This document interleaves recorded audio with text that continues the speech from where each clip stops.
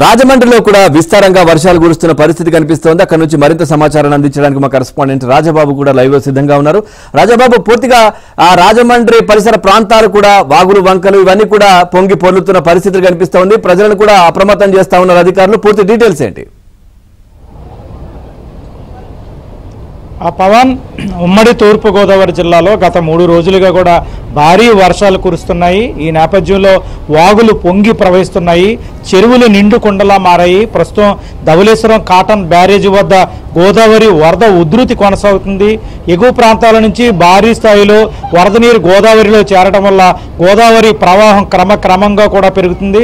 మనం ప్రస్తుతం రాజమండ్రి పుష్కర్ ఘాట్ దగ్గర ఉన్నాము. ఇక్కడ విజువల్స్ లో చూడవచ్చు, ఎగువ ప్రాంతాల నుంచి భారీ స్థాయిలో వరద నీరు గోదావరిలో చేరటం వల్ల ప్రస్తుతం ధవళేశ్వరం కాటన్ బ్యారేజీ వద్ద 7.80 అడుగుల వద్ద నీటి మట్టం కొనసాగుతుంది.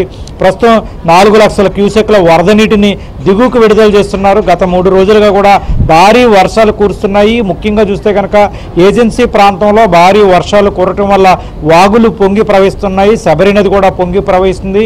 ఈ నేపథ్యంలో భారీగా వరద నీరు గోదావరిలో చేరడం వల్ల గోదావరి వరద ఉధృతి కూడా పెరుగుతుంది. ముఖ్యంగా చూస్తే కనుక విలీన మండలాల్లో భారీ వర్షాల వల్ల కొన్ని గ్రామాలకు రాకపోకలు కూడా స్తంభించాయి.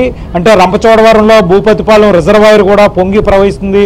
భూపతిపాలెం రిజర్వాయర్లో స్థాయికి మించి గోదావరి అక్కడ వరద నీరు చేరిన నేపథ్యంలో అక్కడ గేట్లను కూడా ఎత్తివేసి దిగువకు విడుదల చేస్తున్నారు. రంపచోడవరంలో సుమారుగా 20 గ్రామాలకు రాకపోకలు స్తంభించాయి. ముఖ్యంగా గోదావరిలో వరద ఉధృతి పెరుగుతున్న నేపథ్యంలో పాపికొండల విహారయాత్రను కూడా ఇక్కడ తాత్కాలికంగా నిలిపివేశారు. మనం విజువల్స్ లో చూస్తున్నాము. రాజమండ్రి పుష్కర ఘాట్ వద్ద గోదారమ్మ పరవళ్లు తొక్కుతూ ప్రవహిస్తున్న దృశ్యాలను కూడా మనం విజువల్స్ లో చూస్తున్నాము. ప్రస్తుతం కూడా ఉమ్మడి తూర్పుగోదావరి జిల్లాలో భారీ వర్షాలు కురుస్తున్నాయి. ఈ రోజు వర్షాల నేపథ్యంలో ముందస్తు జాగ్రత్తగా ఇక్కడ ప్రభుత్వ ప్రైవేట్ పాఠశాలకు కూడా సెలవులు ప్రకటించారు. ముఖ్యంగా అంబేద్కర్ కోనసీమ జిల్లాలో కూడా వరద తాకిందని చెప్పవచ్చు. ఎందుకంటే ధవళేశ్వరం కాటన్ బ్యారేజీ నుంచి గత 3 రోజులుగా కూడా సుమారుగా 3 లక్షల క్యూసెక్ల వరద నీటిని దిగువకు విడుదల చేయడం వల్ల పీగన్నవరం నియోజకవర్గానికి సంబంధించి లంక గ్రామాలను వరద తాకింది. అంటే పీగన్నవరంలో 4 లంక గ్రామాలకు సంబంధించిన రాకపోకలు కూడా స్తంభించాయి. ప్రస్తుతం అక్కడ నాటు పడవలపైనే ప్రయాణం సాగిస్తున్నారు. కోనసీమ జిల్లాలో లంక గ్రామాలకు వాహనాలు రాకపోకలు నిలిచిపోయిన నేపథ్యం అక్కడ నాటు పడవలపైనే ప్రయాణం సాగిస్తున్న పరిస్థితి అయితే నెలకొంది. ప్రస్తుతం కూడా ఉమ్మడి తూర్పుగోదావరి జిల్లా వ్యాప్తంగా విస్తారంగా వర్షాలు కురుస్తున్నాయి, భారీ ఈదురుగాలులు వేస్తున్నాయి. ప్రస్తుతం అయితే కనుక వర్షాల వల్ల ప్రజలు తీవ్ర ఇబ్బందులు పడుతున్నారు. గోదావరిలో వరద ఉధృతి కూడా పెరుగుతుంది. ధవళేశ్వరం కాటన్ బ్యారేజీ వద్ద ఈ రోజు సాయంత్రానికి గోదావరి వరద ఉధృతి మరింత పెరిగే అవకాశం ఉందని కూడా అధికారులు అంచనా వేస్తున్నారు.